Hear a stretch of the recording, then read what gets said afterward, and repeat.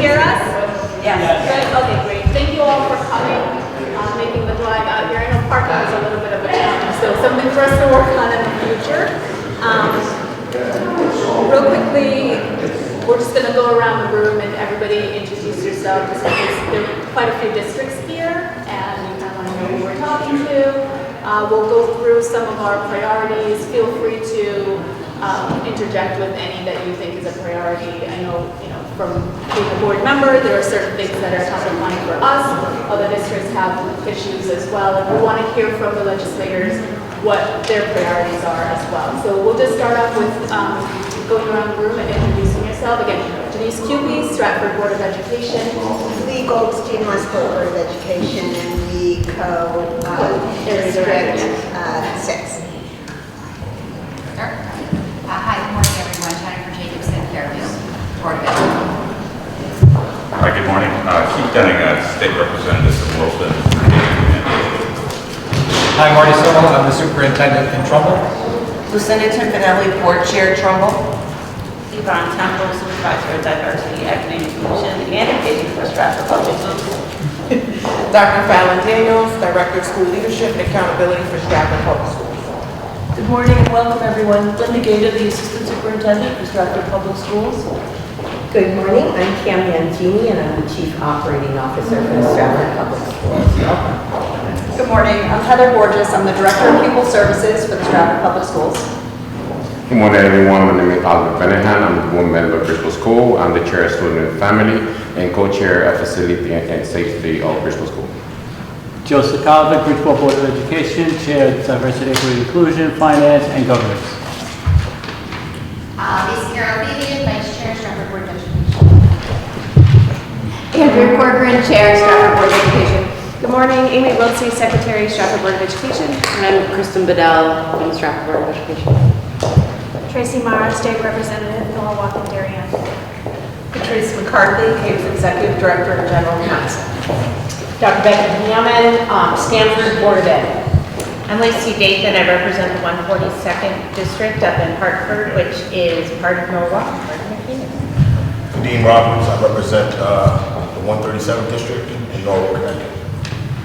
Hi, good morning. I'm Helen Michaels. I represent Branford School District and the Board of Ed, and I used to work here. So. And lastly, our superintendent, Dr. Sunday for Stratford, he and his wife just had a baby, so they're on, parent leave right now, so their regards. Sheila McKay for County Tips Art Pizza. There you go. So Patrice, everybody, you should have a copy of the CABE legislative priorities in front of you. Do you want to just go around and have the legislators state their priorities? No.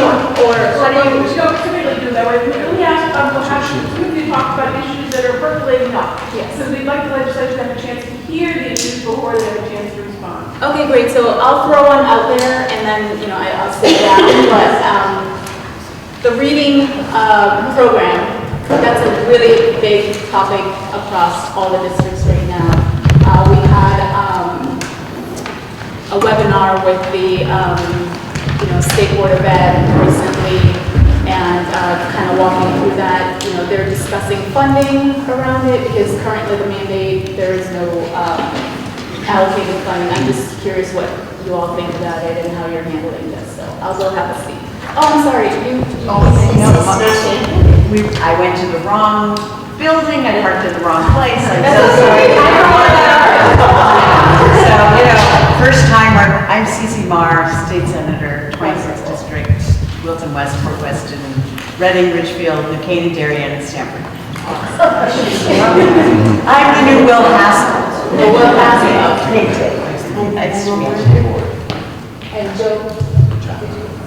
Joe Briscoe, State Representative, right here in Stratford. Welcome to my alma mater. Well, it didn't look like this when I went here, but way better. Thank you. Thank you all for coming. And then I think you're.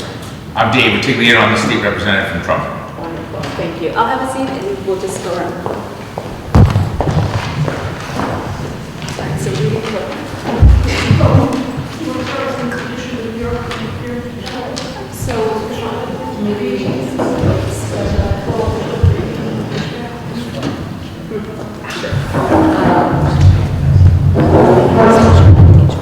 can talk about special education funding, which Heather is here thankfully. That's been a challenge for us with the percentage of funding that we receive for special education. Is there anything you wanted to bring up on that, Heather? You know, just in general for special education funding, some of the challenges are that we find, there seems to be no regulation on the amount that out-of-district placements can charge.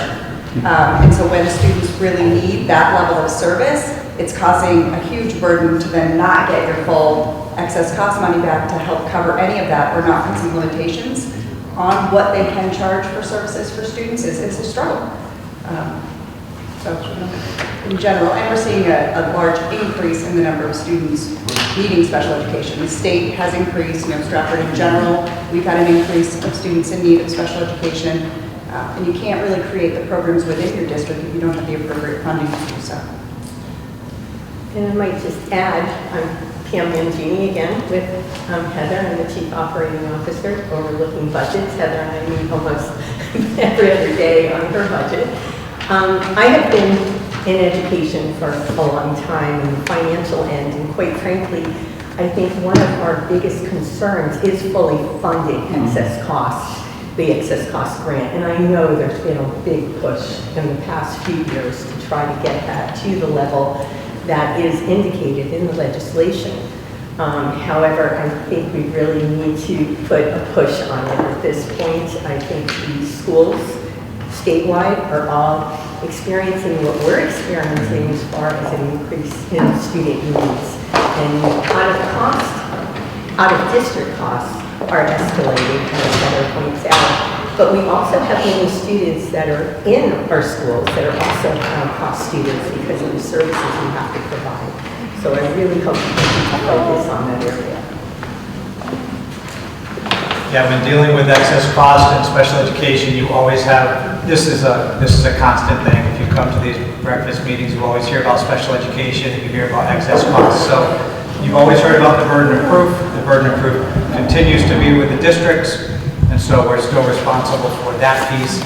So if the legislators can take that up at some point, that's great. But if you're not going to take up the burden of proof, then I think you should really look at the reimbursement rate, because currently we only get reimbursed beyond the 4.5 times our per pupil, and 4.5 times is quite a bit of money that the districts are shelling out. So that's another component to this piece. So if you're not going to take up the burden of proof piece, then maybe you need to reduce that 4.5 times multiplier to something more reasonable, so boards of education and property tax payers aren't left with those high costs and unexpected costs each year. But those are all of these, those typically come up at these meetings, so I'll just throw them out there for you to be aware of, because it's a major situation. And the special education population does continue to increase. We see that across the state, which means costs are continuing to add up in our local properties. And you know, because there's that burden of proof on the districts, it's harder and harder for us to try to keep the special ed population, you know, folks who really need to receive that receiving it. So just, there's a lot of issues connected to special education, but paying for it is obviously very important to towns and school boards. Question for you. So with the increase with special education, is that because we're getting better at identifying students that have needs, or are we seeing an increase in just increase in special education? Well, I can only speak to Trumbull, so I wouldn't be able to speak for like statewide trends. I do believe part of it's because we're getting better at identifying, especially around our younger learners who are identifying more students. But there's also a lot of lawyers that get involved in the process of special education, and there's no shortage of lawyers, maybe even in this room. And I can speak for Stanford, we have the best lawyers in our network. And I think the piece is that's really hard for us. We're getting, with this change of COVID and transitioning, a lot of New Yorkers coming in. So we're getting good at identifying. I've done this for many years as an administrator. But the issue then becomes placement. And 95, Interstate 95, to go to the rest We can't do that. We need support on our end, Lower Fairfield County, for more placements, or we're going to private schools. So I think that's the piece with the rest. If there's any way we can do some satellite work in our area to get more special ed placements, we're having to do it within our district. We have 23 schools, we have several programs we're trying to build in, but again, it's staffing is the other issue. If a Darien and New Canaan pay more, they're not going to stay in Stanford. And so it's just this jumping game that becomes a problem for us. We've had to now go outside to outside private programs because we're losing 3 behaviorists to deal with autistic kids, and so we've had to go outside of that. So it's kind of a snowball. It gets bigger and bigger, but we need help on the lower end to provide support because parents don't want them coming all the way to SES. It's a long time on the bus. So that's where we could use help, if we could create satellite programs through the rest. We had 2 state members join us. They could introduce themselves. Good morning, everyone. I'm State Representative Kristen McCarthy-Vahey. I have the privilege of serving Fairfield and now Bridgeport, and co-chairing the Public Health Committee. And I'll apologize for coming late and leaving early too. Hi, I'm State Representative Jennifer Leeper. I also have the privilege of representing a portion of Fairfield and also of serving as Vice Chair of Education Committee this session. Yeah, I'd like to piggyback on all the special education conversation. It seems it's statewide, countrywide, a countrywide trend, a countrywide issue. And we can't talk about special education funding without talking about general education funding, because there's a disproportionate amount of, I'm sure all of our budgets go towards special education, which when we got like a 35% of a budget going to 20% of the students, that's shortchanging the rest of the students 15% of the budget and leaving less spending for them. We need fully funded special education, not just out of district placements, but for all our students. And I think that's something all the legislators could get around, because that's something that affects each and every district throughout the state. And with the fiscal cliff coming, we're going to need all the money we can give everywhere at every moment. So whatever you guys and ladies and gentlemen could coalesce around an issue that puts more money in every district's pocket, the better. I just want to bring up, there's also an issue with disbursements. The Special Ed Excess Cost Reimbursement Grant is dispersed in February and then again in May. 75% of it comes out in February. The legislature last year went to a tiered disbursement. The highest tier is at 76%, range, but the highest range is 76%. The legislature, thank you, gave the Special Ed Excess Cost Reimbursement Grant $16 million more last year. Because of that increase and because of fluctuating reimbursement grant, because we never know how many students you're seeking reimbursement for, that's the fluctuation of it all. The grant was funded at over 80%. Again, the tiered level, the highest level is 76%. The reimbursement grant exceeds 80%. There is nothing in the legislation, in the law, that accounts for that 4+% and how to disperse that.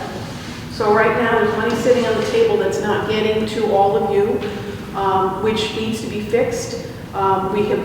We're told at one point it was going to be part of next Wednesday's legislative session.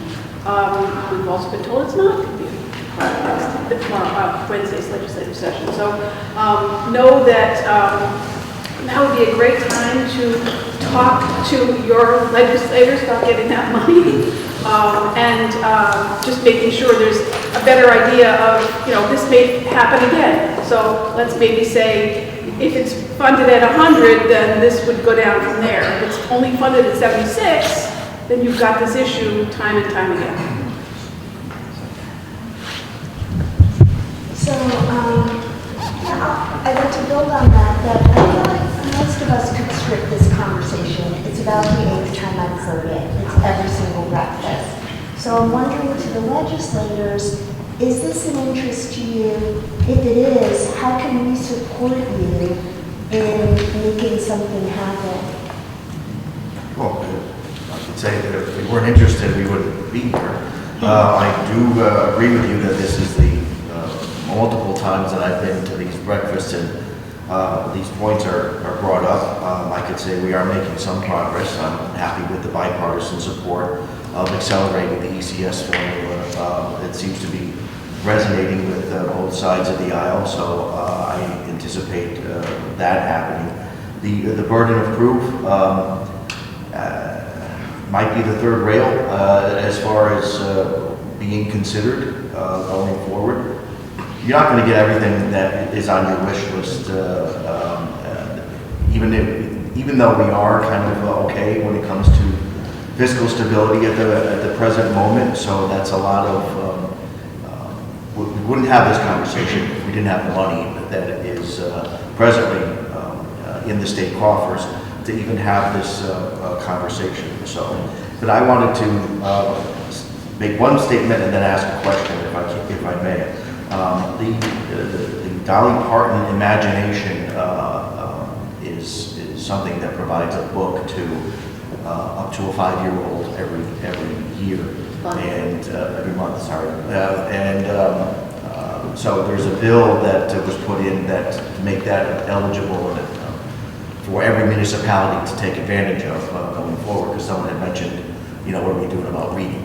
I think that's a good way. I mean, yes, we do have to fund the program, but this is kind of treating not the symptom, but trying to treat the cause going forward to make it easier. And then both Representative Rutigliano and McCarthy-Vahey can attest to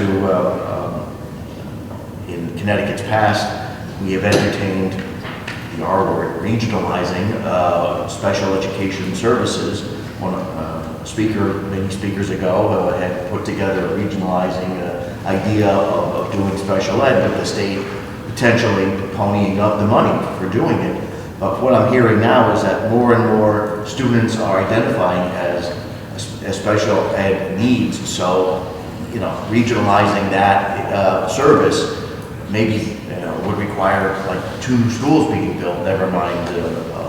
So is regionalizing something that would be entertained by you, or I don't want to bring up something and everyone's going to have I don't want to lose my local control reaction to that. See, it's not easy. Can you clarify what you mean by that? You're talking about busing kids out of their home district to go to a regional special education school, and how would that work with the state? That was the idea a few years back. Probably not at the percent level of individual students that require special education that we are experiencing now. So it might be a volume deal breaker right out of the gate. But I'm just, I'm wondering if regionalizing is off the table. How would you have the typical periods, my question, for the free and, for the you can't just have a special ed school, so to speak, in terms of... That's my answer. Yeah, right, I mean, least restrictive environment, parts of that. There's my answer. I'm not saying it can't be done, I'm just wondering would that become a magnet, or, how would you have... But I think what Gresco is talking about is a little bit too, and I'm sorry I missed the introductions of your name, but the dental lady from Stanford was talking about is more access to some rest services that people can pull. Yeah, exactly. I mean, sorry, Joe, if I don't know.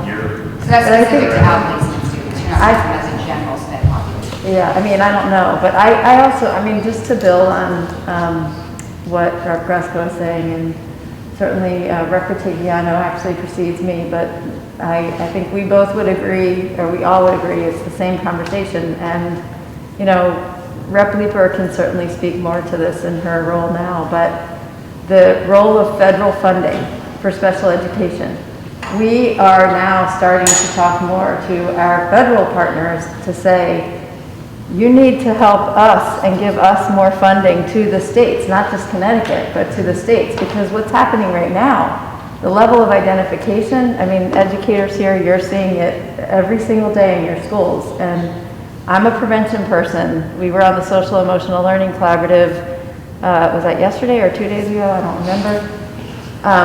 We've got to learn more and provide more supports to all of you educators to be able to screen, identify, and prevent so that we're not getting to the place where we're getting to these outplacements that cost districts so much money. And when it comes to the burden of proof, I shared this story somewhere recently, and Patrice, you may remember my sophomore year as an education committee member, the then longtime chair, Representative Fleischman, sent Rep. Curry, who is now the chair of the committee with Representative Leeper, and I off to try and deal with the burden of proof issue. And we were eager legislators, and we dove in, and we sat down with lawyers and administrators and parents, and oh my gosh, it became very quickly clear to the green people we were, wow, this is an enormous issue. We know that our special education utilization rates are higher in the higher income districts in Fairfield County. We see more, and that's because people have the resources and ability to spend money on lawyers and advocates, and it is, I think you said, Rep. Cresco, the third rail issue. So that is, I don't know the best way to deal with that one, but I think it's something that it does chronically impact us. I think I might just add that with regard to regionalization, I do think, I was on the town side of government for many years, and when we talked about shared services or regionalizing, we're unique in Connecticut with 169 school districts and municipalities, and it doesn't always feel that it's a welcome discussion. However, I do think that it is worth looking at discussing the outplacements to Heather's earlier point, that we have so many private institutions that are doing a very good job, I'm sure, for our students, but at an incredible cost. And could we maybe mitigate some of that cost by doing something as a state and having some of these facilities? I will tell you from doing budgets for the last 40 years in municipal government that special education portion of our budgets are the most volatile.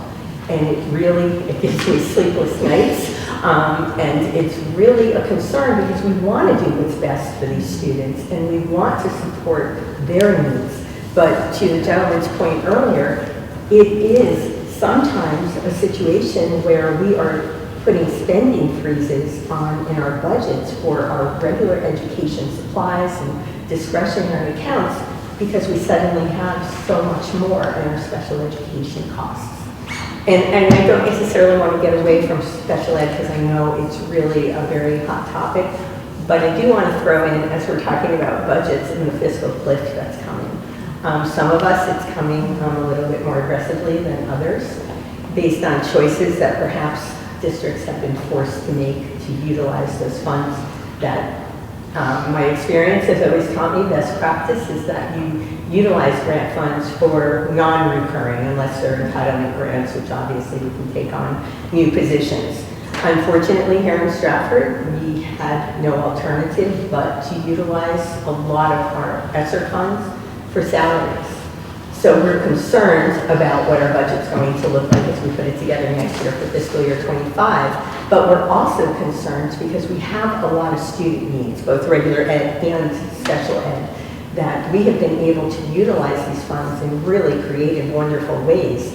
But a lot of it is not costing what we had originally thought. So we're a little bit concerned about the looming deadline of September 30th, 2024. And I know there's been talk at the state level of trying to get that extended, and I know that's working with our federal partners. But I hope you'll keep that in the back of your minds as well, because it would really allow us an opportunity to be more thoughtful on how we're spending those funds. We constantly regroup every few months to see, okay, we have all these after-school programs, they're going really well, but they didn't cost us as much as we had originally thought, or maybe not as many are running as long as we thought.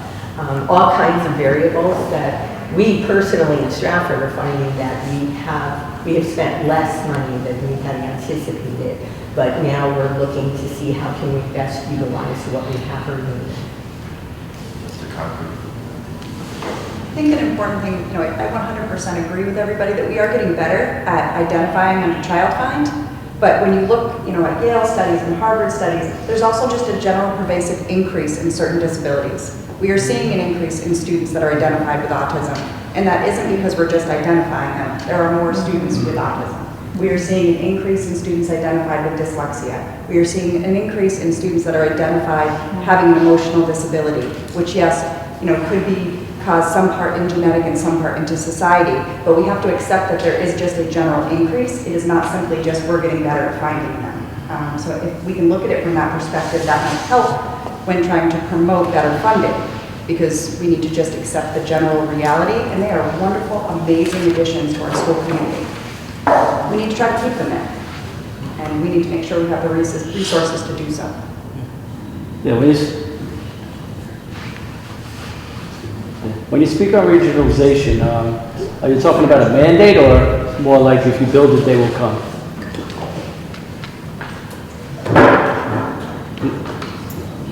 I'm sorry, I was Right. commencing with You speak of regionalization of special education services. Are you speaking more of if you build it, they will come, or a mandate that children must be sent to the state? When it was under discussion quite a few years ago, it would have been a, hey, this is what we're doing, but the state would pick up the tab for it, so that would be the carrot that was leading to. But as with many regionalization ideas here in the state of Connecticut, it ended up going nowhere because everyone is more interested and used to local control when it comes to everything. Right. You can't even regionalize. I'm going to be But in building, if the state were to build a facility that could save the municipality's costs and provide adequate services, because you also got to convince the parents at their IEP that you got to sit down with the parents and they got a decision too, then they got some power in there. It's not just local governments giving up their power, it's the parents as well giving up their power to select the proper placement for their child. And if the state could build something without a mandate that could compete with the higher cost services, you could save costs and bring down the cost of the other districts, the other providers as well. I think the idea of regionalization, let's not get into, more like the physical structure of things, more kind of like the process of funding, because when it comes to our students with exceptionalities, again, you want to keep them in the most appropriate environment, not necessarily farming, children out to different places. So it's more kind of, okay, how are we going to fund this, to make sure that all the districts have access to that, right? I think that's where the lady was coming from earlier. And, like Joe said, this was years ago, and so much has changed in terms of special education laws and things like that. So we have to kind of bring that idea up to speed with modern day policies that we have in place and the needs of the different districts. So. And I just want to add in there, I think, we have a great AITE as an inter-district school.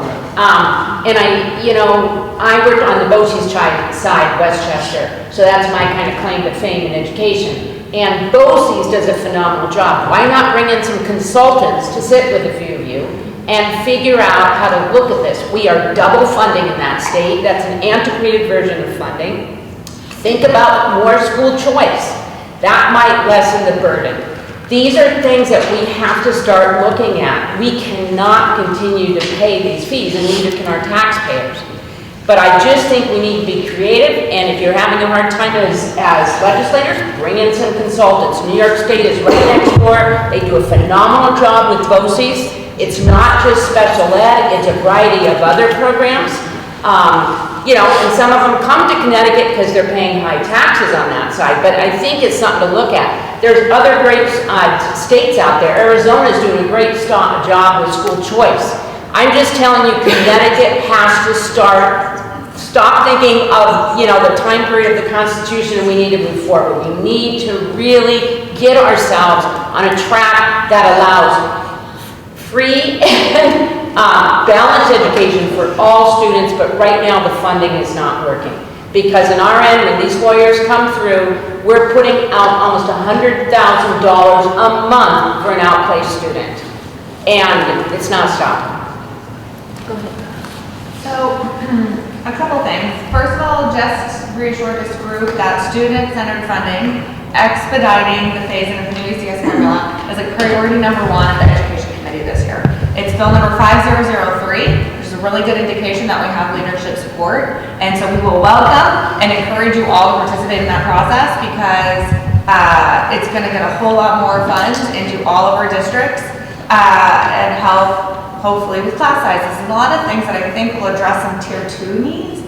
And I feel like when we talk about generalized special ed funding, often parents feel like they've got to push for tier 1 because they want to guarantee their child has those services. And if we could find a way to expand tier 2, and I would love your input on that, where we're meeting kids' needs and in the early grades, bridging a gap so that they don't need the formalized IEP services, which we all know can go year over year over year, and maybe the kids have met those goals for sure in the first year, but we keep adding goals and kids stay in some related services perhaps longer than is necessary and costing all of the districts a tremendous amount of money. So I hope you guys will think about that and come back to me with some ideas about what we could do for that population. And I think that is also a part of who we see in some of the higher wealth districts in the growing population for our special ed students. Part of also the challenge is that special ed is primarily federally regulated. And so we don't have at the state level the ability to say, oh, parents, you can no longer push for this outplacement. Those are all within parents' rights because the federal government has given parents those rights. So what we need to go along with those rights are federal dollars. It's a real shame we just lost the chair of the Appropriations Committee in Congress, but I also would encourage you all to reach out to our federal delegation and tell them, remind them, I'm sure you have all done this for years, how important it is for our states. It's not just Connecticut. I would think these special ed needs are increasing across the nation, especially after the pandemic, and especially these SEL sort of tier 2 level needs that families are going to, when able, push for formalized services. I love the idea of expanding RESCs. I've been a huge proponent of expanding RESCs, which will offer not all, but a lot more options for outplaced students, which are a huge cost for districts. I will also let you know that SDE has currently 104 staff members for a department that should have 276 positions. So during the pandemic, I was pushing them like crazy, especially CES, to pilot a program for remote learning for our medically vulnerable students and families who couldn't return back to the classroom. And I thought if we could do it regionally, and we had some high-level models we could have taken from other districts, Fairfield being one of them, so we could have done it at a lower cost. They just did not have the staff to take on something like that. I know funding government is not like a glamorous talking point for anybody who gets elected. But it's desperately needed because we're actually costing ourselves a whole lot more money because we're all individually trying to piecemeal things together when we could be doing, I think, a better job. So I just throw that out there also. Because the staffing shortages are in our districts, they're in our departments, in our agencies, they're happening everywhere. So just, there's no easy fix for that, but just, I mention it. And I hope you will think about that tier 2 idea and let me know what you think, because I think there's like some state level control we could maybe do by expanding that service category in our schools. I know everyone does it and they do the best they can. Maybe it's just communication with families about what we're doing. I won't belabor the point, but it's something I spent a lot of time thinking about. I saw a hand raised over at that table. Was it you? Yes. No, Did you have earlier? Okay. All right. I just want to say, we do have a direct ask on our priorities to look at what was mentioned earlier, which are the outplacement costs. The outplacement costs are what are so, just so out of whack. So we really, the direct ask is for a study of those costs. When districts make a contract with an outplacement, it is written in, it is a contract, there are ways to look at what these services are, and then to have some understanding as to how those costs are throughout the state. So that would be an undertaking for sure, but one that really would help understand the costs associated. And we absolutely agree on the issue of federal funding. We'll be going down to Washington for our annual lobbying visit in 10 days, and our delegation completely understands the fact that the federal government put that law in place and has never met their funding commitment. It's convincing enough of their colleagues that that needs to be a priority. I'll throw another subject out there, meals, right? So, at least in our district, being kind of a higher need district, what kind of conversations are you having in Hartford, right, around funding school meals? So we have quite a bit of our population here in Stratford who are eligible for free and reduced lunch, but not all. And when it comes down to meeting the needs of children, again, if you're not meeting their very basic needs, all the work that we're doing into educating kind of, it's not as effective, right? Because they can't learn if they're hungry. So I'm just curious what some other districts or the legislators are, conversations around school programs and offering free meals for children.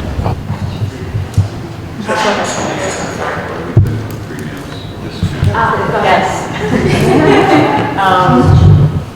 We are pushing to get an emergency certification on free meals so that we can cover this school year, and then also putting in legislation to get us into free meals for all. So that's, it's going to be part of one of the Senate bills. So, and I spoke to the governor about it on Monday, about emergency certification. We're waiting to hear back. Let me ask you, I have had a conversation with quite a few teachers, and their reaction was kind of unexpected in that they're like, well, now we got to give them food. I'm more of a social worker than I am a teacher. Now, I went to school to teach a subject, and I end up being a social worker to help the individual students who obviously need it, and I'm glad they're getting the assistance, but I was unexpected in that reaction, and especially because what prompted that was the free meals. Now we're providing free meals. I have to be a social worker. I went to school to teach math. And now what I end up doing all during the day is not teaching math, but being a social worker. And I was shocked when that came through. But now I would just want to throw that out there and see what your reaction is to what I heard from a few of the teachers that obviously will be. Joe, but that goes to the issue of understaffing, because that's not what they should be doing. But again, everything that comes down to servicing our children gets put on top of the teachers' plates, right? So it's kind of, how do we build in other roles who can take on some of these things so that the teachers can focus on teaching, instructing, right? Like, we can't continue to just pile on. I can understand the concern, but yeah. I would argue also schools create their own systems, right? And so some schools effectively go in and they have a meal program where they can allow students 15 minutes in the morning or 15 minutes during the day. They go in, they provide lunch. It's not a teacher responsibility. I do believe that, when we look at educational and student development, we look at educational practices, there is a commitment for us to role model to students effective practices and behaviors that they should have and bring forward to society. So as a math teacher, right, and I taught science, I always made sure to bring forward behaviors or practicing, certain ways of habits of learning to ensure that students were successful in the classroom. So I would argue, educational psychology, looking at the development of a child, it is important as the leader in the classroom, in my space, to model those behaviors all the time. Yeah, and I'll just add on to that. Teachers even our rubrics around teacher evaluation talk about relationship development and the modeling that she's talking about. I think sometimes that social worker part comes in when also all the other potentially outside issues come into the classroom. And that's when a teacher needs to recognize when they're skilled enough to take on that particular task, or if they have to ask the student to go to another part, like maybe a social worker, or it could be a school psychologist. So I believe that teachers, generally the ones I work with, know they have a responsibility to work with the entire classroom and make sure that all kids are, have a happy, healthy disposition towards learning and engage in the learning part. From the food aspect, I'm a little confused by this, because I definitely believe in students need to be full and have opportunities to eat in order to learn. I definitely believe in that. But I do get a little confused about paying for all children. I'm confused about why there's going to be certain families who are more than able to cover the cost of food, and now all of a sudden we're using good money to pay for that. So as I was thinking about this, I don't know if you guys have the control or not, but if there's a need to raise the amount that you need to be earning in order to get free or reduced lunches, maybe that needs to be looked at. Well, we've got people making $1 million and we're going to give them free food. Well, we've got other real needs to pay for. I get a little confused about the use of taxpayer money to obviously help people who are more than able to cover. So if someone could help me understand why we would pay for that, I don't understand. But Lucy hasn't, but I'll start. What they've already started to see in schools where they've gone back to free reduced price lunch, it has decreased the uptake by students because of the stigma of being the student who is getting free or reduced price lunch. So they saw in one school district alone, 49% drop off in usage.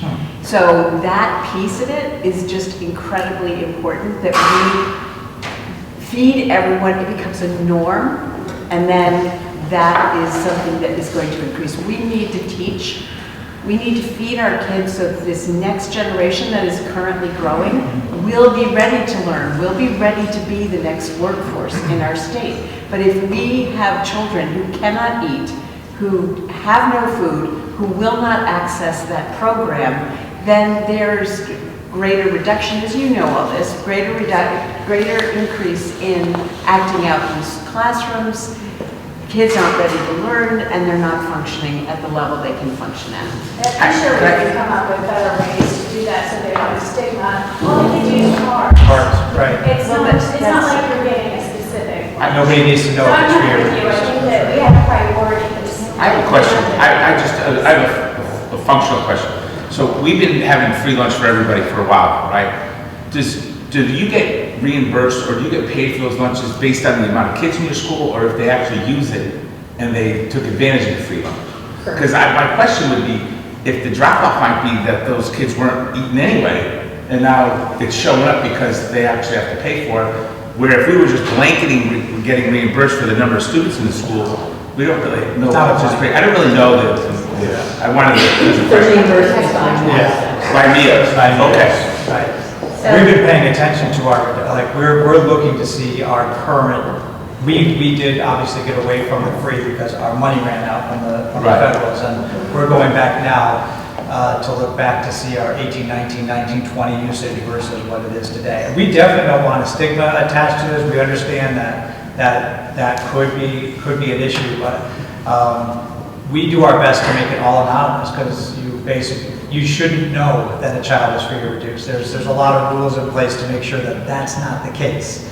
That doesn't mean there's not a stigma attached. That doesn't mean that there's not kids who feel strange about certain things. But I don't know what the price tag is to do this. I'm kind of fiscally thinking about this. I don't know how much it's going to cost. And if you're going to do this year, then you better be prepared to do it for the next ad infinitum years, because that means you're making a commitment to do this instead of giving it, taking it away, giving it, taking it away. So it would have to be I would think it would have to be a long-term obligation, and I wonder if that's the right place to put the money. I was just going to add, I know in California, after the pandemic, they decided to give all students universally free lunch. And What I have heard from friends who live in certain districts that, like you were saying, make a lot of money, like Palo Alto, California, there is the option to get this. And the lunches, there's two versions. You get the free one or you buy one. And what I have heard in practice is the free one isn't enough, and so most kids buy on top of it. And so that there is a stigma because it is a different lunch. And so I think I really would like to see how it's going to work in practice, because we need to make sure that nobody is free, but nobody is going hungry. And I do understand that there is some stepped payment plans for people who don't qualify for 100% free and reduced lunch. And we just need to make sure that in practice, anything that we do, whether it's a payment mechanism, will allow kids who are getting free and reduced lunch or free lunch, that there is no difference, because I know in this district it's not working, there's wastage. And so I really want to see how it will work in practice, but I do definitely support that we need to make sure that everybody is fed during the day, because that's how you have better learning outcomes. Absolutely. I agree with what everybody said, but I do have some concern. A hungry child cannot learn. A lot of our children come to school and that's the only meals that they get. It's breakfast and lunch. And sometimes superintendents have a hard time closing schools because they know sometimes those children will not eat. That being said, I also agree with the fact that food isn't education, but I do think it should be funded. But I don't think it should be funded through the education budget. I think it should be funded through social services, because what's going to happen is if they fund it through the education budget, they're going to say we gave education an extra blank $1 million to feed the kids. And then that's going to leave less money for the rest of the services. So anything that's funded should come from social services, because it is a social service. It's not an education service. I definitely agree with everybody saying. It wasn't too recently that I didn't get out of high school a couple years back. So I just want to tell you guys, like, being that actual person in these high schools, but I'm actually in these communities with these kids. I come from low-income housing. So to understand the concept, I might have a friend that his father or mother might make $1 million, but they work 24/7. So they might not be able to feed that kid in the morning, or lunch, or breakfast, or dinner, whatever the case may be. So he might be entitled to that. But then you have someone like me that dad wasn't always truly there sometimes, or mom worked 3 jobs. So I might be entitled to that. So when we think about the concept of free, reduced lunch, whatever the case may be, I feel like that meal in the morning, when you get it, you're energized to go throughout your day. That lunch, you're energized to, God willing, when my mom gets off by 10 o'clock, I'm probably asleep, my homework's done. I'm worried about the next meal the next day. So we're kind of like thinking about it in a way where it's like these meals need to be provided, regardless of the concept of $1 million, $0. I feel like the meals should be provided, because these are 9 times out of 10, 365 days out the year. The kids see you guys in the room. They don't truly see their parents 24/7. Summertime, winter breaks, they see you guys in the room that are teaching them. You guys are their mentors, their parental guardians, truthfully. So when we spoke about I play a social worker, I might play a teacher. It really doesn't matter to me. You play an educator. You sign up for this. Now we got to speak about pay. We speak about things like that. So I stand on what I just said to you guys, but most importantly, like, meals matter. Like, who in this room doesn't get happy when you get fed? You know, so when you're happy when you're fed. Okay, but can I ask you a question? You guys are Stanford? No. So what percentage of your students right now get free or reduced lunch? It's about 50%. So I'm not for or against, I'm listening. So, because we had this discussion yesterday in the halls up in Hartford, and some of the legislators that were talking to, it didn't matter to them because most of their kids were already getting free or reduced lunch. So they're like, yeah, you can pass this, but it didn't affect Hartford, New Britain, it didn't affect New Haven, Bridgeport, because the vast majority of the students were already getting it. So they're like, yeah, it doesn't really matter. I would argue, We can argue, that's why we're here. I just left Hartford, and I've worked in Hartford, Haven, and Danbury. And our biggest challenge with our students and the lived experiences that they have is their parents are not filling out the forms. So there is a component to getting a free and reduced lunch. And so specifically in Hartford, trying to get every single parent knowing what's going on and the vulnerabilities in their communities, and then saying, well, you didn't fill out the form, now you have to pay $3.20. That's a lived reality. I get what you're saying, but they're eligible, is what I'm saying. They're eligible, but the kids can't access because their parents aren't accessing it, because they can't give up. And we have to also remember that the demographics of some of our communities, like a Hartford, we have a lot of families that are not citizens. And so they're coming in and they're sending their kids to school, and they're not gonna fill out that paperwork. I fight every day for them to do FAFSA, and that's been the biggest challenge in Hartford for me. Was, can we just do the FAFSA? Can we just do this? And it was, I can't do the paperwork. They're not gonna tell you why, but they do not fill out that paperwork and it becomes a barrier. So while we may be saying 50%, it could be higher. I'm just saying from experience. Can I flip the conversation a little bit, because I'm some other issues? I'm wondering if we could talk a little bit about the ongoing HVAC investment and the study that's being done and where we're at with those policies in terms of some bills that have been put forth in the past that would, close schools at certain times of day, whatnot, and just what's happening with that.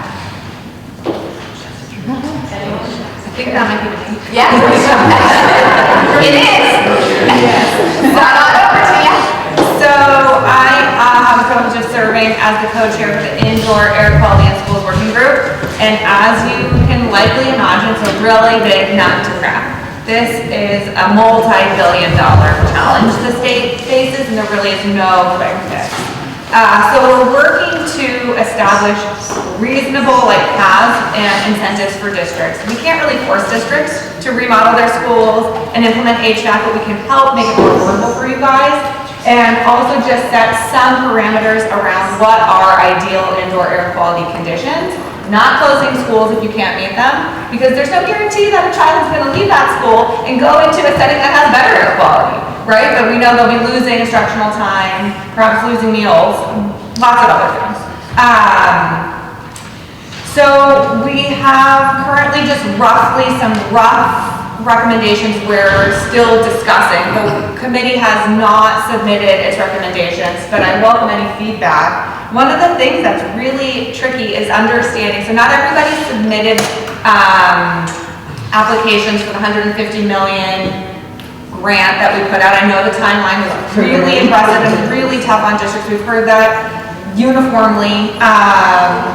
But trying to understand, are there any trends amongst our 174 school districts of who has greater needs? Because it might not be all of our alliance districts. Sometimes our alliance districts have a lot of newer facilities than some of our other districts. I actually have been trying to make the case it's possible Fairfield County has disproportionate needs because school construction is so much more expensive down here. So districts have been incentivized to take on these really costly projects, especially when you have communities that sometimes think HVAC's a luxury. I mean, I'm sure we've all heard, I went to school, I didn't have air conditioning, I was totally fine, just open a window. People don't necessarily understand that also we can't really open windows anymore. And the way our school safety procedures and protocols are in place impact our classroom temperatures, all of those things. So one of the things we think would be important is allocating funds for a DAS person to manage the applications, all of the assessments on what your needs are, which is also, of course, really expensive to do. Just in case anyone doesn't know, I used to sit on a board of ed, so I understand this perspective. I used to come to these meetings on the other side and know that you can't just write down what your HVAC needs are. You got to hire consultants, and it's really expensive, and every building's a little different because you have that one newer wing with HVAC. And so I've been trying to make sure the nuance is also of district needs has been presented to the committee. So making sure we have a person who will own this HVAC component in DAS, I think, is really important within the school construction reimbursement sort of team. setting goal temperatures and humidity ranges that are for ideal. So if you are going to embark on HVAC, here are the goals that you should be striving for. Trying to, in some ways, force you guys to give us your assessments so we can really understand what the breadth of the issue is, because we're also going to be in a negotiation with the administration about, I think, and I don't know if we should say this, but you know, the $150 million allocated last year was a really generous amount of money. And I think without understanding that actually this is a $1 billion problem or a $3 billion problem, the administration doesn't necessarily know how much they should be thinking about allocating going forward. And the legislature, you know, and the administration will continue to negotiate about that. But it would be helpful if we could share the scope of the need. Thinking about a supplemental grant program for HVAC. So if you didn't want to do a whole school or wing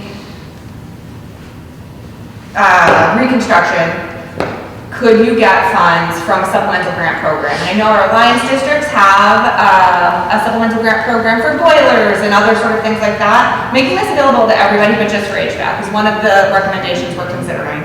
And then one of the other things we're considering is within the school reimbursement, school construction reimbursement formula, because I know some of our districts get so little reimbursement rate, they don't even always apply for it. But we want to incentivize districts to put in HVAC to ensure all of our students and school staff are working and learning in healthy environments. So adding a higher reimbursement rate for the HVAC component of a school construction project. Those are some of the things we're considering. So I welcome feedback. I welcome feedback down the road as you continue to think about how. Right now, Absolutely. We testified last year when this was coming forward that we wouldn't support a temperature range because if it hit 76% in the gym, well, that's 76, but if it did, the whole school has to close and kids have to go home. So no school closures are a part of these recommendations. Okay, so then why have the temperature ranges? What is that going to do? So I think we'll want to raise awareness for communities to also get behind. All right, so I think a lot of us all think we should be doing these things, but our community isn't always there to go for it, right? They're like, how much is that going to cost? I don't care about AC. I don't have kids in the schools anymore. My taxes are already too high. Right? Like those are the things we hear. So having some range around which we can then measure how often our schools beyond that range, and what does that mean? There's lots of information and studies about lower academic performance when our schools are too high, our air quality is low, besides also obviously asthma and health conditions. Well, I think it's also really helpful as a board member to have a range, also because to help in our decision making, like do we hold practice today? Do we need to move some kids into the LMC for part of the day today? It also helps us with having a standard kind of decision-making tree. As long as it doesn't close school. Yeah, we've been clear on this. I agree with you. Yeah, that's my concern. You guys don't own buses, so if you have to close school, you don't own a bus, you can't get a kid anywhere. If you close school, you do have a bus, you don't necessarily have parents home. Parents understand that it's snowing, or potentially that it's snow. They don't have any understanding that it's 76, oh no, it's 74, no, it's 76, oh, it's gotta go. Like also the after-school care, the child care, all those components get canceled, like what have you. But I also wanted to ask, is there any further thoughts on being able to use the ARP money for our local match? Because right now that's a state ban, not a federal ban. So I don't know if there's any movement on us being able to use some of those funds that we may have, that people may have available, still depend by 2024 to utilize if we need a shovel ready. You can use those funds, almost positive. And that decision was made because districts were saying that exact same thing. Okay, so that's clear. So just so we're clear, we can use the ARP. Yeah. But you can't use it for the full match, correct? I'm sorry. Our buildings, it's not just a question. Out of 5 elementary schools, we have one with a centralized HVAC system. The others do not. But we cannot go in with HVAC equipment. We have windows, we have walls, we have roofs that affect the air quality. So it's an entire systemic problem. There's no just put in a new, heating and air conditioning system for any of us. Oh, no, you need new electricity, you need new control systems, you need windows. We have windows from the 50s students. We have undouble pane glass. That's what I'm saying. Like, it is not just a deal. Oh, yeah, so it's partly embedded within school construction fund. So because it's an entire school construction project, yeah. So there's two elements though, because I think there are cases where our gym doesn't have any HVAC and mechanical means for fresh air. We just want to put it in the gym. We don't want to touch the rest of the building. So having some funds for those sort of projects, and I understand, like, when you're doing HVAC, you're taking down ceilings, you're taking out walls, you're doing all of that. I understand you're not like snaking piping behind the walls, but making sure we have a lot of funds available for HVAC sort of specific renovations, but then also sort of like a bump on the HVAC component of a school construction project. Those are sort of two financial, I know it's just about the money for districts that we're thinking about. So we also don't want to incentivize districts to not do the full school construction renovation because there's more money if we just keep it to a small HVAC thing, which in the end will cost everybody more because eventually that will need to be probably. I'm intrigued by that idea. I think we run a risk in districts like that. If districts are required to use these funds to create a plan, you have the plan out there in the public eye, but you don't have resources to then pay for it. You're getting the ridicule of needing all these things that need to be done and you don't have the resources to do it. So that's part of the problem. The other part of the problem is resources in terms of tangible resources. You don't have the equipment, it's not coming through, there's the shortage of getting the equipment through. So we do expect that this is a multi-year, multi-decade commitment. 15-year. Yeah, so that, anything that can keep that going is really, I hope will be a part of the report. There's the report and then there's the grant. You got to keep that grant continually funded or, increased in funding certainly too. But districts have other issues too, I'm sure, in terms of your own problems, your own districts. And then reading too, I wanted to see what you had to say about reading. Can you talk about reading? Yes. And I believe that you're trying to start on that topic, conversion of special education. I don't necessarily have to go first, but I'll share my thoughts on this. I mean, I think everyone who's an educator wants our children all to be able to read. I believe that's a given that we want our kids to read. I think there's some real issues with the current strategy in terms of trying to implement it in our school districts. In trouble, we've got some excellent scores around reading, and what my biggest concern is right now is if I'm forced to do what the law says and then what the CSP is saying, I'm going to have to get rid of all of our excellent programming, all the training we did for our staff, and simply implement a new program that was selected, and that I believe will actually be, in the interim, harming. We'd have fewer children reading well at that point. So I'm good with some sort of plan where we continue to look at our reading programs and continue to strengthen them, and be happy to do all that, but throwing the baby out with the bathwater sounds like we're just struggling. And at some point I've heard people say, well, what would they do if we just don't listen to them on this? Because we know what's best for kids, and this is not it in the short term. That's our perspective. Are you trying to get to the kid who's in 4th grade who learned under A, B, C in the beginning, and now we have to flip the switch on the 4th and 5th grade kid to a whole different mechanism, which is not how they actually learn? Is it a roll-up idea that you're talking about? No, it's only K-3. Well, yeah, but it impacts what happens in 4th and 5th going forward, right? So, I mean, the legislation is K-3, but if you start in K-3, it's going to have to roll up. We share Trumbull's concern that this out-of-the-box reading program undoes. We have every K-3 teacher trained in OG. That's the gold standard for structured reading instruction. All of a sudden, we're going to say, we can't do that, we have to do this phonics From program. the superintendents from Wilton and Richfield and Canyon, who I represent. I'm a first-time legislator. I totally get what you guys are saying on this. They had a conference with the Department of Education early in the year to kind of get us oriented. And I asked them, one, how are you going to let people mitigate this? Because there is a mitigation process, except they hadn't mitigated the process yet.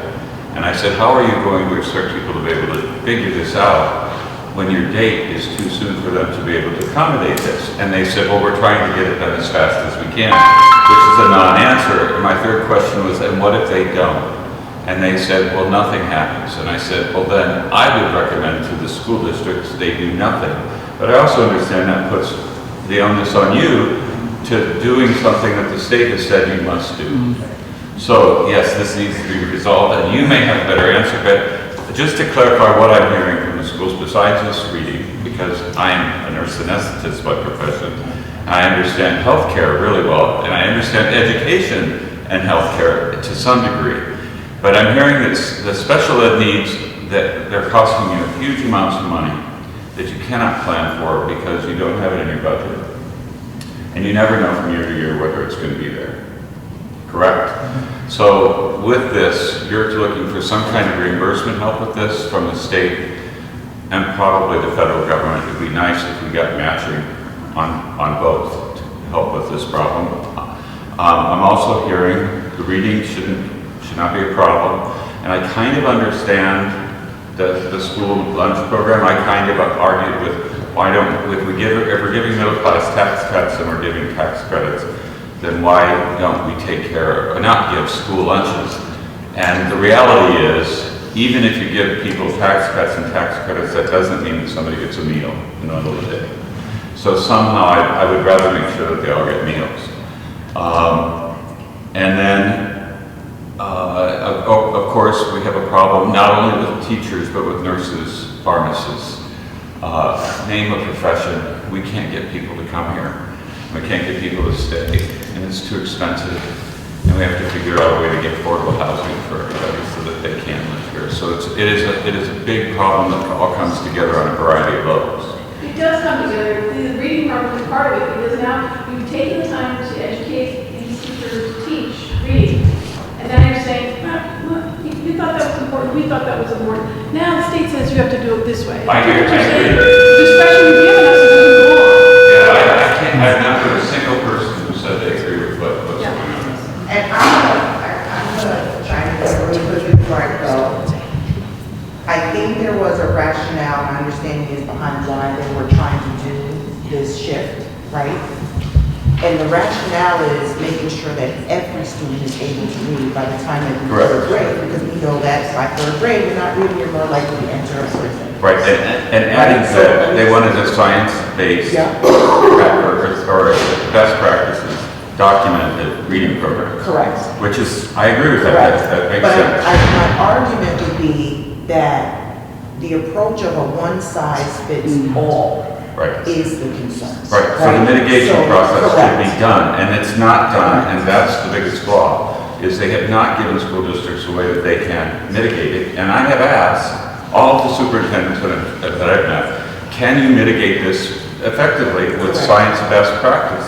And they have told me yes. So now we have to get with the Department of Education. They have to get on board, because what's happening is, what they're saying is, okay, so where it may work for you in Trumbull, right? Give up the entire program. And that is that really? Exactly. Does that make sense? It But makes in no a sense. space where you have students that are struggling or under current existing programs, it does make sense. Correct. So it's a matter of how do you roll this out in a way that allows every district to have balance to meet those measurable outcomes and have accountability. And what are we doing as accountability measures to ensure that the students are reading before you say you have to just get rid of this program? So real quickly, during the webinar that the State Department had, they did explain, and maybe if somebody understood it, I don't know who else here was on that, if you understood it differently, but my understanding from what they said was the waiver process is basically where districts can say, this is what I'm doing, here's how it works, and achieve the same outcome that the state is trying to say you should get from these newer programs. So if you can prove that what you're doing now is going to result in the same effect, then that's basically what the waiver would be. There's no opting out of anything. It's just you either get on board with these programs or you prove to us that your current process and programs is going to achieve what these would have. So many districts, the second waiver, because they put out one waiver process, and then they decided that the second one was a better process, so there's a second waiver. That's an iterative process, so the districts are working with the State Department of Education, or departments working with districts to go back and forth saying, you know, you didn't cross your T here, or, you know, you need some better score looking numbers here, more information. So that process will go on and on from what we understand. I shouldn't say on and on, but ongoing. We don't know how many people are reading those applications. Representative Lieber mentioned how many people are employed by the State Department of Education. We don't know if they're looking at your districts to help, you know, put together a group of reading educators to go through. I have no idea how they're reading these applications. There's not a lot of staff to do it. And by the way, you all have budget process that you're working through too. So if you don't get this waiver, then you need to be able to have the funding in place to be able to do this. So the cart, the horse, the cart, I don't know. And then there's a whole process of, we learned from one district that they like to vet the programs that come in that are new to their districts. They have to like to have some understanding of what they are. They turn to NYU to look at some of these 7 programs. Of the 7 programs, 3 of them were found to be culturally destructive. And that, I believe, is something that the department knows as well as some of the legislators. So we certainly don't want to see some of those programs be a problem if you are being supported at the state level with those programs. Go ahead. I'll just say 2 things. First of all, I hear you. And I think that we are going to work to push out the timeline because of exactly the budgeting issues, the clarity and process around the waiver process. So I just want to recognize that. Second, I just want to acknowledge in SDE's defense, they didn't do this. The legislature made them do this. Yeah. And, you know, the way I've been describing it is that an issue that needed a scalpel, we've provided a sledgehammer. And so I will apologize for that. I also think that, speaking just for our own district, re-examining particularly our K-3 phonics curriculum is something we really did need to do, but scrapping our entire literacy program is something else. And so I just want you to know, I hear you. This isn't the only place we're hearing these concerns. We're hearing them across the board. And, you know, the persistent gaps that we see in our students' academic achievement and growth are deeply concerning. You know, I moved here from New York City where I was shocked to learn that Connecticut had the largest opportunity achievement gaps in the nation. And we have not done a sufficient job closing those gaps. And I know that everybody in this room shares the deep and lifelong commitment to doing that work. And I think, you know, there's a real push to see what we could be doing to better and more urgently address those gaps. I think that's where this legislation came from. And I think we've heard from a lot of you, and especially, you know, I think the Westport superintendent spoke really articulately to this, saying we share that. You know, we're lifelong educators. We've committed our entire life to educating every single child, and we're currently at 92% of our students, something like that, meeting or exceeding the benchmark, and we don't think that this new curriculum is going to get us to 100%. And might actually take us back. So I think, just want to recognize I've heard that, and I don't have like a switch I can flip to turn back time. So with the timeline that you mentioned, I think for some districts, you know, it's the estimated cost of this is like over $1 million, right, for each district. So it's kind of, what are we supposed to do here? Yeah. So SDE has released a waiver, right, that you can apply for. I think a lot of districts don't necessarily feel confident that they'll get the waiver.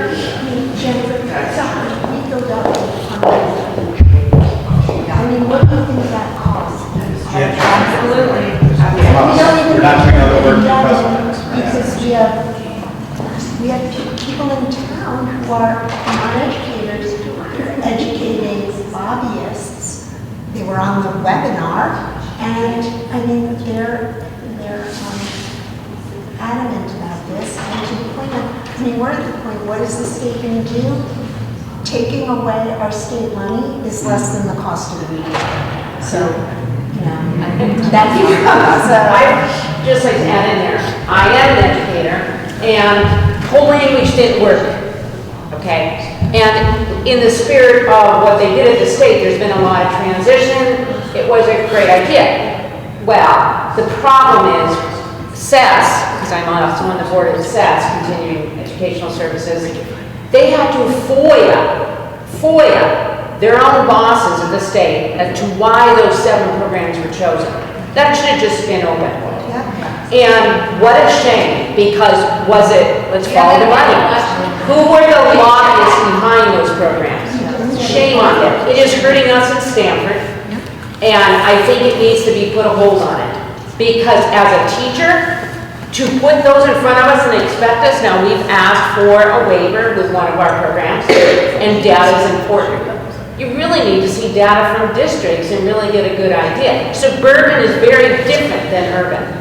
But they put the cart in front of the horse, and it needs to be put a hold on. Because to even have to FOIA them why those 7 were chosen, what a shame. We are educators and we want to help all kids be successful. The other elephant in the room, I need to put out there, we are an open sanctuary state. We are having to fund, we at this point are 52% Spanish at this point, that many are coming in, and who's funding them? So this is the piece. We have Ukrainians, we're United Nations in Stanford. But let's talk about the real issues here. The issues are, why do we have low reading scores? These kids aren't coming in speaking English. Parents aren't speaking English. Why are we having to do free and reduced lunch? In Stanford, we provide food for everybody. But that's coming out of taxpayer dollars. We need to look at the bigger picture. As an open sanctuary state, most of our population, at least 50%, are undocumented. Who is paying for that? Is the federal level paying for all that? Don't think so. So I'm just letting you know, why is reading scores going down in Stanford? Because they have not had a preschool and a kindergarten and, the regular education. I'm more than happy to support every kid, but where's the money? That's a federal policy that's being pushed on the state. State is open sanctuary, we take them all in. But that's the bigger root of the problem. And, just for K-12, I want to address that. Every child, regardless of documentation status, gets the ECS funding. We're working, our top priority is to increase ECS with English language status as a weight and poverty density as an increased weight. So our alliance districts and lower income districts serve to get a lot more funding for the students to educate, because you have more complex needs, absolutely. So. But I mean, that's why the reading scores are lower. Yeah, that's why kids aren't coming to school fed. And I just think that needs to be put in the picture. But to this woman's point, if we don't educate all of our children who are here to read, they send them to prison, and I'd rather have them in school than in a jail cell. So that's where we have to draw the line. And these are the investments of our future. These are the investments of our job careers. Absolutely, I'm all for that. And we need. But why is careers taking place over academics? Because these kids aren't speaking English even in high school. I get it. We're pushing them into the careers. So I'm just letting you know, look at the real issues. We are.